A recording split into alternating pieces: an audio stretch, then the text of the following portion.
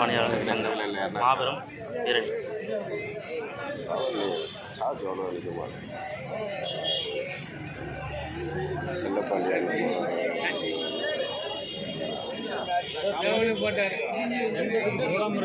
எவ்வளோ பெற்ற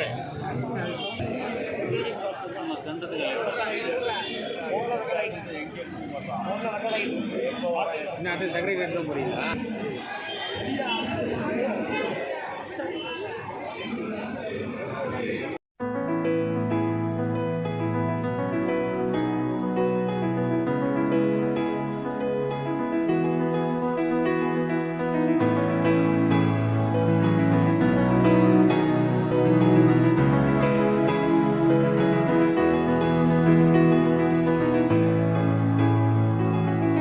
வந்த முதல் நாளே மக்கள் படை நிமித்து அமைத்திருக்கிறோம்.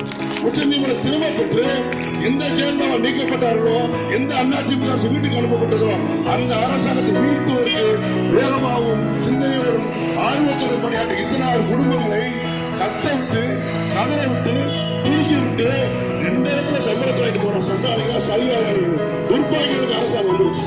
அதுக்கு வேலை இல்லாமல் நம்ம நிம்மதியா இருந்தோம். வேலை பார்க்கும் போது அநியாயங்களும் அவமானங்களையும் அசிங்கத்தையும் சந்திச்சிருக்கிறோம். அரசாங்கத்துக்கு சங்கடமான உங்க செல்லப்பன் சொல்றீங்களே, உங்க செல்லப்பனை கலைஞப்பட்டு வேடிக்கை வைக்கிறது அரசாங்கம் வரணும். இன்றைய மாணவர் அதுக்காக வந்திருக்காரு. நம்ம வித்தியாசமானவர்களை பார்த்திருக்க முதலமைச்சர் வரணும். ஒரு நொடி ஒரு கையெழுத்து பார்த்தானா எப்படி இருந்தாலும் ஒரே கருத்துல 1.5 பேர் வீடு கொடுக்குறாங்க. அதே மாதிரி ஒரே கருத்தை 17 குடும்பத்தை வாழ வைக்க கூடாதா? அந்த தகுதியும் திறமையும் வாய்ப்பும் உலருக்கு மட்டும்தான் இருக்கு. லேசில் விடவே மாட்டோம், விடவே மாட்டோம். 13,000 பேர் வீட்டுக்கு ஒரு ஓட்டு, 13,000 லட்சம் பார்த்துருக்கு. உண்மையா இல்லைங்களா? திராவிட முன்னேற்ற கழக காலத்துக்கும் இந்த 13,000 குடும்பம் கூடுதலாக வேலை பார்த்தது. என் வாழ்க்கை கிடைத்துவிடும், எனக்கு பொய்யாளி வந்துவிடும். 100 நாள் பெட்டிகளை வைக்கும் போது சொன்னார், நான் 100 நாட்கள் மக்கள் நம்முடைய வாழ்வை காப்பாற்றிருந்தார். இறந்த பணியாளருடைய கடிதத்தை 100 வாசித்தார். தேர்தல் அறிக்கையில சொன்னார், உச்ச நீதிமன்ற வழக்கை நான் திரும்ப பெற்று உயர் நீதிமன்ற வழக்கை அமல்படுத்த தீருவேன். கழக அரசு அமைந்தான் 13,000 பேர்ல ஒருத்தரை கூட பணியில்லாமல் சாயிட மாட்டேன் சொன்னாரா இல்லைங்களா? சொன்னாரா இல்லையா? சொன்னதை மறந்து வச்சா முதலமைச்சர், முதல்வரை மறந்து போன முதல்வருக்கும், மறக்கடிக்கப்பட்ட அமைச்சர்களுக்கும், மறந்தே போன ஆட்சியாளருக்கும் குரல் எழுப்பத்தால் இந்த கூட்டம் இந்த குடும்பம் இந்த குரல் ஒருவருக்கு பேச வேண்டும், முதல்வர் சுற்றி பேச வேண்டும், பணியாளர்களை அழிக்க காசுகின்ற அதிகாரிகளை பேச வேண்டும். நம் வாழ்வு பொதுவாழ்வு கிடைக்க வேண்டும், பொதுவாழ்வு மலர வேண்டும். உண்மையிலும் வேகமாக, உண்மையிலும் வீரமாக, இந்த போக்காட்டில் தீரமாக போராடுவோம், போராடி கொண்டே இருப்போம். வெற்றி கிடைத்தால் தான் நாம் தூங்குவோம். நிம்மதியான சூழ்நிலையோடு நாம் தொடர்ந்து இந்த இயக்கத்தை போராடி நடத்துவோம். நன்றி, வணக்கம்.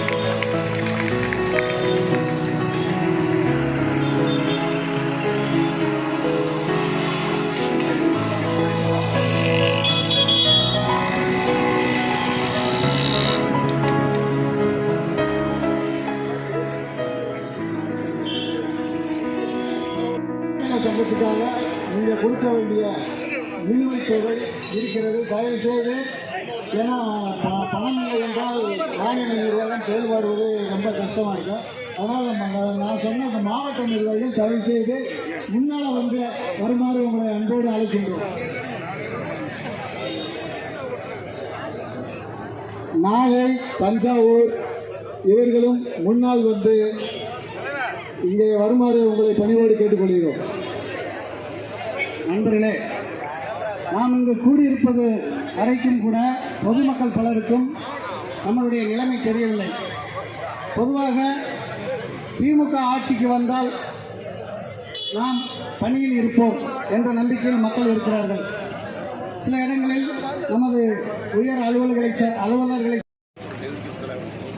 திராவிட முன்னேற்ற திமுக ஆட்சி உச்சநீதிமன்றம் பெற்று உயர்நீதிமன்றத்தில் தேர்தல் அறிக்கையில் சொன்னையெல்லாம் நினைவுறுத்தி நடந்தாமல் தற்காலிக பணியை வழங்கி, அதுவும் பணி ஆணையே இல்லாத ஒரு பணி வழங்கப்பட்டது. 13,000 பேருக்கு பணி வழங்கப்பட்டது.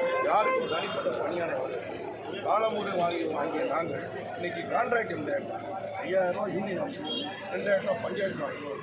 இந்த 2,000 ரூபா பஞ்சாயத்தில் 90% வாங்கணும். எனவே தேர்தலுக்கு சொன்னபடி தேர்தல் வாக்குகளை நிறைவேற்றி 19/2014 உயர்நீதிமன்றத்தை அமல்படுத்துவதில் முதல்வருக்கு மனது பேரணியாக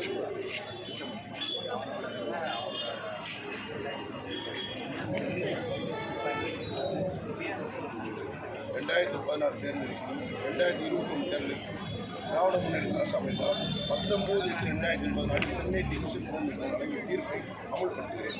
அந்த தீர்ப்பு அதிமுக அரசு டெல்லியில் வழங்கும். அந்த உச்ச நீதிமன்றம் திரும்ப பெற்றுக் கொள்கிறேன். நான் அந்த தீர்ப்பின் அடிப்படையில் அனைவருக்கும் நிரந்தர பணியாளை வழங்குன்னு சொன்னார். ஆனால் ஆட்சிக்கு வந்த ஒரு நாங்கள் பார்க்கும்போது கொரோனா காலத்தில் நிதி நெருக்கடி இருக்கு.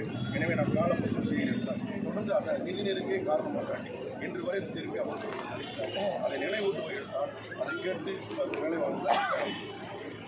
பல்வேறு நிதி நெருக்கடிகளும் பல நலத்திட்டங்கள் அறிவித்திருக்கிறார். அதையோடு சேர்த்து இந்த மக்கள் நிரந்தர பணியாளை நாளைக்கு இந்த போராட்டம் என்பது நாளைக்கு மானிய கோரிக்கை அதை நினைவூட்டு இன்னைக்கு நடத்தும். நாளைய மானிய கோரிக்கையில் 130 அறிவிப்பாளர் நம்பிக்கை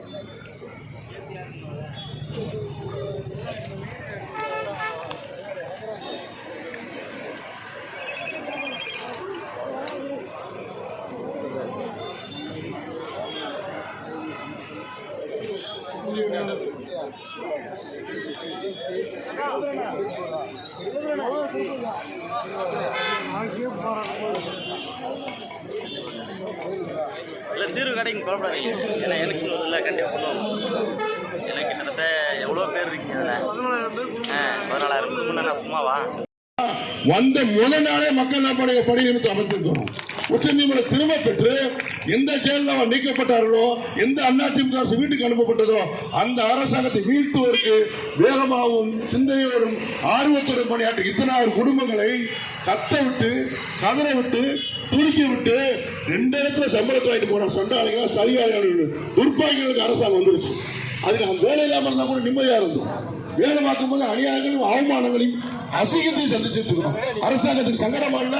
உங்க செல்லப்பன் சொல்றீங்களே, உங்க செல்லப்பனை கலங்கப்பட்டு வேடிக்கை பார்க்கறதுக்கு அந்த அரசாங்கம் வரணும். இன்றைய முதலமைச்சர் அதுக்காக வந்திருக்காரு. நம்ம கேரளமானவர்களை பார்க்கறதுக்கு முதலமைச்சர் வரணும். ஒரு நொடி ஒரு கையெழுத்து பார்த்தாதா? எப்படி அந்த அம்மா ஒரே கையெழுத்து 1.5 லட்சம் பேர் வீட்டுக்கு அனுப்புறாங்க. அதே மாதிரி ஒரே கையெழுத்து அந்த 17 குடும்பத்தை வாழ வைக்க கூடாதா? அந்த தகுதியும் திறமையும் வாய்ப்பும் உங்களுக்கு மட்டும்தான் இருக்கு. லேசில் விடவே மாட்டோம். 13,000 பேருக்கு வீட்டில் ஒரு ஓட்டு 13,000 எத்தனை லட்சம் பார்த்துருங்க. உண்மையா இல்லைங்களா?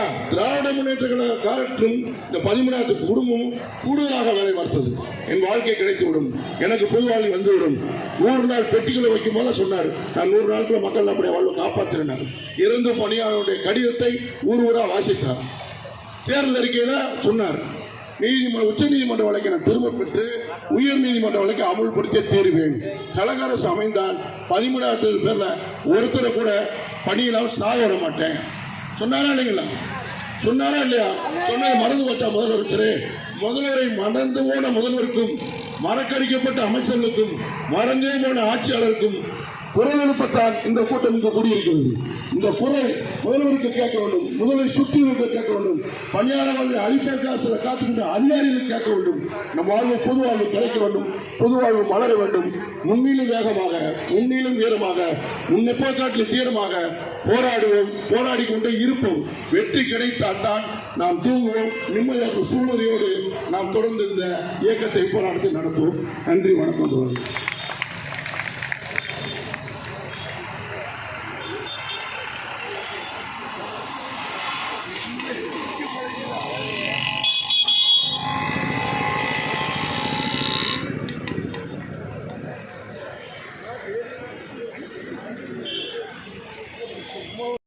சங்கத்துக்காக நீங்கள் கொடுக்க வேண்டிய நிலுவைத் தொகை இருக்கிறது. தயவு செய்து, ஏன்னா பணம் இல்லை என்றால் மாநில நிர்வாகம் செயல்படுவது ரொம்ப கஷ்டமாக இருக்கும்.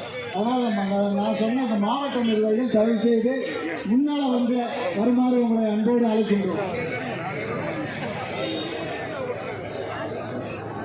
நாகை, தஞ்சாவூர் இவர்களும் முன்னால் வந்து இங்கே வருமாறு உங்களை பணிவோடு கேட்டுக்கொள்கிறோம்.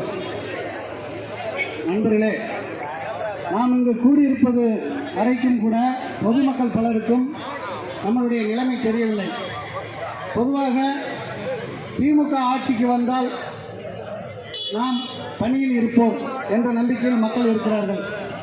சில இடங்களில் நமது உயர் அலுவலர்களை திராவிட முன்னேற்ற தேர்தலில் திமுக ஆட்சி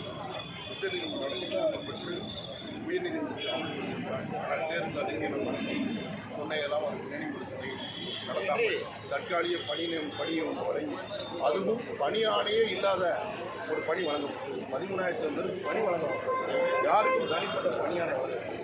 காலமுறை வாங்கிய நாங்கள் இன்னைக்கு கான்ட்ராக்ட் இந்த 5,000 ரூபா யூனியன் ஆஃபீஸ், 2,000 ரூபா பஞ்சாயத்து வாங்கினோம். இந்த 2,000 ரூபா பஞ்சாயத்தில் 90% வாங்கணும். எனவே தேர்தலுக்கு சொன்னபடி தேர்தல் வாக்குகளை நிறைவேற்றி 19/2014 உயர்நீதிமன்றத்தை அமல்படுத்துவதை முதல்வருக்கு மனதில் பேரணியாக திட்டமிட்டார்.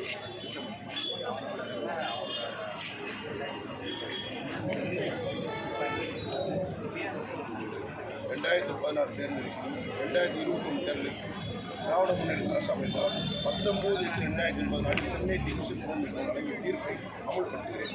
அந்த தீர்ப்பு எடுத்து அதிமுக அரசு டெல்லியில் வழங்கினார். அந்த உச்ச நீதிமன்றத்தை திரும்ப பெற்றுக் கொள்கிறேன்.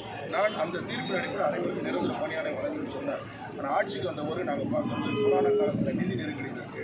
எனவே நான் காலம் மட்டும் செய்கிறேன். தொடர்ந்து அந்த நிதி நெருக்கடியை காரணமாக காட்டி இன்று வரை இந்த தீர்ப்பை அமல்படுத்தினார். அதை நினைவூட்டுவதை எடுத்தால் அதை கேட்டு வேலை வாழ்ந்தார். பல்வேறு நிதி நெருக்கடிகளும் பல நலத்திட்டங்கள் அறிவித்தார்.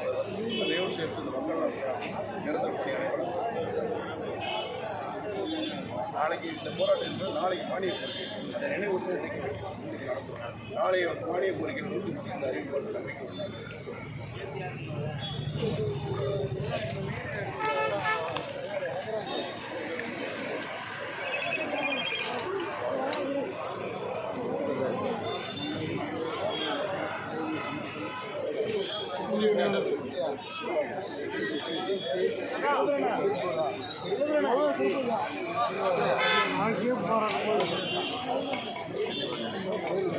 இல்லை தீர்வு கிடைக்கும் குழப்படாதீங்க.